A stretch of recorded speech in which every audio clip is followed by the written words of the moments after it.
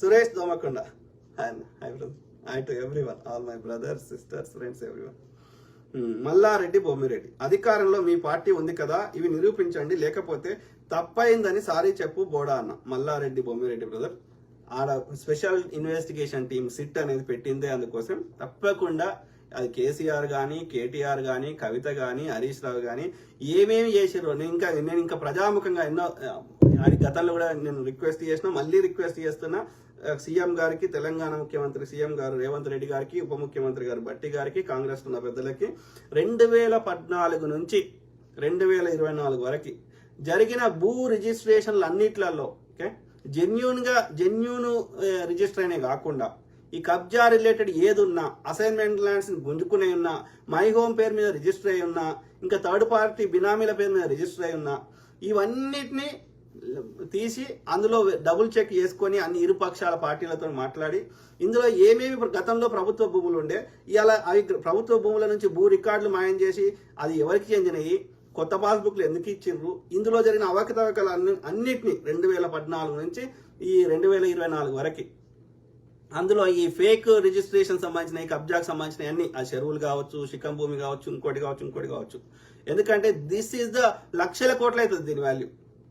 Okay, ఇవన్నిటిని మళ్ళీ 1 inch భూమి కూడా బీఆర్ఎస్ గుంజుకునే అన్ని ఆ రిజిస్ట్రేషన్ రద్దు చేసి అవన్నీ ఆ యొక్క కొత్త పాస్బుక్లు ఇచ్చి ఆ భూములన్నింటినీ తిరిగి స్వాధీనం చేసుకోవాలి అని నేను తెలంగాణ ప్రభుత్వాన్ని, తెలంగాణ ప్రజల యొక్క తరఫున నేను రిక్వెస్ట్ చేస్తున్నా ప్రజాముఖంగా. Don't take it lightly, it's worth of lakhs of crores of rupees of Telangana people. Okay, Mallareddy Bommireddy brother, ఇది ప్రజలకు మనం రెస్పాన్సిబుల్గా ఉంటాము, పారదర్శకంగా ఉంటాము. వాళ్ళని అన్ని విధాల బాగు చేయడానికి మనము వాళ్ళకి ప్రామిస్ చేసి అధికారానికి వచ్చినాం, రాజ్యాంగం మీద ప్రమాణం చేసి ఆ ఇచ్చిన ప్రతి హామీని నెరవేరుస్తాం. దానికి ఎవ్వడు అడ్డుపడ్డా ప్రజా కోర్టులో మనము వాళ్ళ ప్రజల ముందు వాళ్ళని దోషిగా నిలబెడతాము.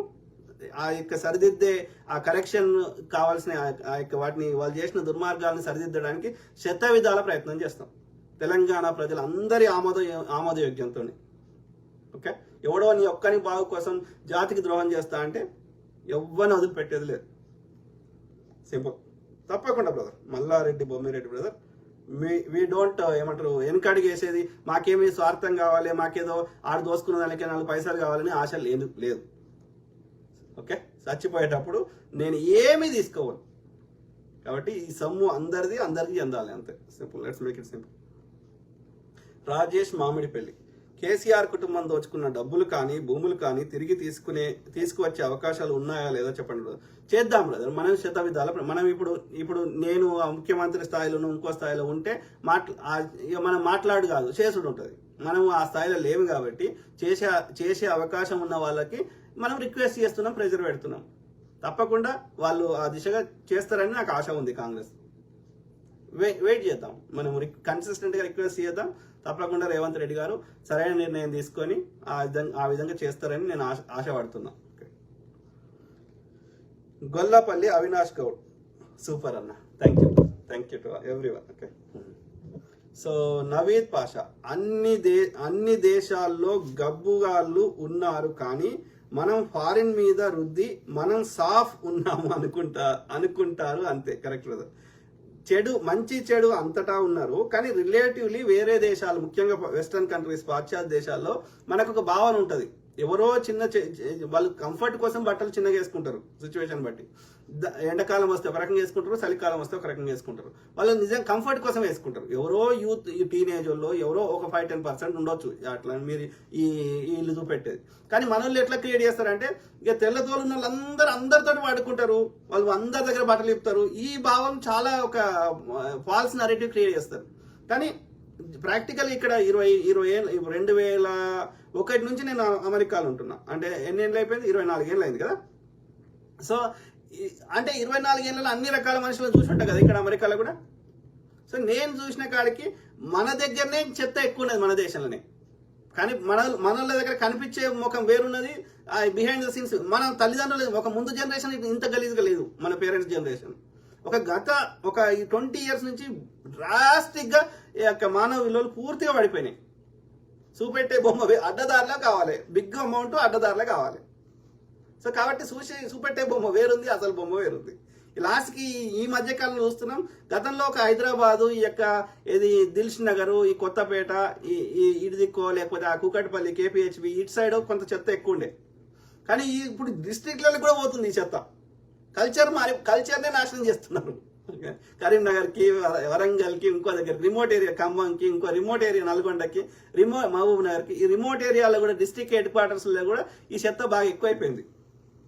గతంలో తెలంగాణలో అయితే ఎవరో వాళ్ళకి తెలియకుండా కటిక పేదోళ్ళు, ఒక పర్టికులర్ కుల వృత్తిగా ఉన్న వాళ్ళు, లేకపోతే ఒక ఏమంటారు వాళ్ళని ఎవరో మోసం చేసి ఆ రొంపిలోకి దింపిన వాళ్ళు, అట్లాంటి వాళ్ళు ఎవరో గతి లేక విధి లేని పరిస్థితుల్లో యాదగిరిగుట్ట కాడనో, వేములవాడ కాడనో, ఏమన్నా పుణ్యక్షేత్రాల కాడనో ఎక్కడ యాత్రికులు ఎక్కడ వస్తారో అక్కడ ఏదో చేసేటోళ్ళు, ఎవడు పట్టించుకోకుండా ఉండేటోళ్ళు.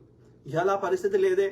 ఎవరు ఎట్లాంటి మనిషో, ఎవరు ఏందో తెలియని కల్చర్ని ఈ ఐటీ ఇండస్ట్రీ ఇవన్నీ వచ్చినాక, మన హైదరాబాద్లో ఈ ఆంధ్ర నుంచి సెటిలర్స్ వచ్చినాక, నార్త్ ఇండియన్ వీళ్ళు వచ్చినాక హైదరాబాద్లో ఎవరు ఏందో తెలియని పరిస్థితి తీసుకొచ్చారు. లేనంలకు కూడా అడ్డదారుల పైసలు వస్తాయి అంటే ఈ దానికి తెలంగాణలో కూడా అలవాటు పడే స్థాయికి తీసుకొచ్చారు కల్చర్ని. అది శివజ్యోతి, ఫైమానా, సుష్మా భూపతి, ఇంకోరా అంటే కల్చర్ ఇది తప్పు కాదు అన్న భావాన్ని క్రియేట్ చేసినాక సమాజంలో అది ఇక ఈ తెలంగాణలో, ఆంధ్రలో, నార్త్ ఇండియనా అది లేకుండా పోయింది ఆ పరిస్థితి. ఎందుకంటే ఇప్పుడు నువ్వు నెలంతా కష్టపడితే వాళ్ళకి 50,000, 6 లక్షల రూపాయలు సంపాదిస్తే వాళ్ళకి 30,000-40,000 ట్యాక్స్ కట్టినాక వాడు సాఫ్ట్వేర్ ఇంజనీర్ ఎంత సంపాదిస్తాడు? 60,000 రూపాయలు సంపాదిస్తాడు. వాళ్ళకెళ్ళి ఇంకా ఏమేమి ఖర్చులు ఎన్ని వీక్తాయి అనేది అది లెక్క వేరే. ఈమెకి అట్లా కాదు కదా. ఇప్పుడు శివజ్యోతో, సుష్మా భూపతో, ఫైమానో, ఇంకోతో ఇప్పుడు దానికి ఒక్క నైట్లా ఒక ఫైమాకి అంత రాకపోవచ్చు కానీ 10,000 వస్తాయి కావచ్చు. కానీ సో ఆమెకు కూడా 1,00,000 వస్తాయి. ఎవరికి తెలుసు? నలుగురు ఫైమాకే 4 ప్రపోజ్ చేసారు. నలుగురు అదే. సో ఆయన ఎవడో ఈవెంట్కి తీసుకుపోతాడు నెల్లూరుకి, గిల్లూరుకి. ఆయన ఏం పేరు భాస్కర్ కదా, జబర్దస్త్ భాస్కర్, బుల్లెట్ భాస్కర్. సో ఇవన్నీ ఈవెంట్లకు పోయినప్పుడు ఏముంటుంది, అందరికి దర్శనం వచ్చేది. సో అట్లా సో ఒక రాత్రికే 1,00,000 రూపాయలు వస్తే నెలకు 30 లక్షలు సంపాదించే. మరి వాళ్ళ లైఫ్ స్టైల్, వాళ్ళ మెయింటెనెన్స్, వాళ్ళ BMW రొటీనే వస్తున్నాయా? అదే పేర్లు చెప్తే గలీజ్ ఉంటుంది కానీ బట్ ఇది కల్చర్, ఇది తప్పు కాదు అన్న భావాన్ని క్రియేట్ చేసి పెట్టిరు. మొగళ్ళు కూడా ఏమైపోయింది, పేరు వస్తుంది, డబ్బులు వస్తున్నాయి, వాళ్ళకి కూడా కంఫర్ట్ అయిపోయారు. వాళ్ళు ఏముందిరా అనుకుంటున్నారు. ఆ మైండ్ సెట్ని మొత్తం పాడు చేసి పెట్టిరు.